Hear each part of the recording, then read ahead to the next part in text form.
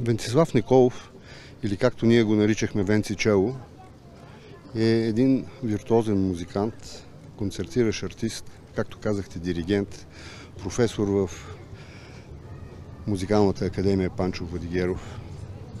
Той ще остане в сърцата на хиляди български студенти, които са се докоснали до неговото творчество. Освен това, той е и един много добър писател. Има издадени над 15 книги с разкази и есета. Не случайно за него казваха, че е посланник на българската култура по света. Незабравими ще останат думите му.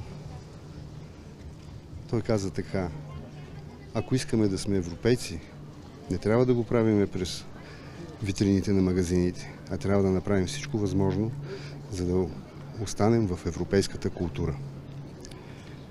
Освен това, Венци живееше в един романтичен свят.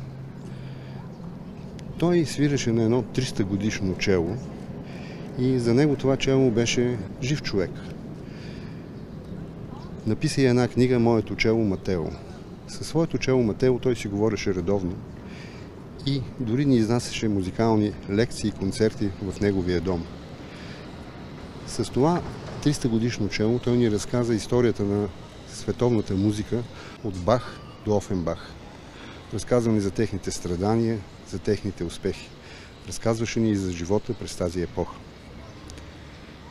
Освен това, Венци ни учеше да търсим щастието и радостта в настоящето. Той казваше, че всички епохи са имали и нещастни, и щастливи дни. Казваше, че радостта, любовта е винаги около нас и може да я намерим, стига да я потърсим. Той ни учеше да търсим радостта и любовта в днешния свят чрез музиката. И винаги, когато съм го послушвал и съм се опитвал по този начин да я намеря, винаги съм я намирал. Венци ще остави незабравим спомен в нашите сърца и души. И накрая искам да кажа: светъл път, обични братко, към вечността. Ние винаги ще те помним и ще топлиш сърцата и душите ни.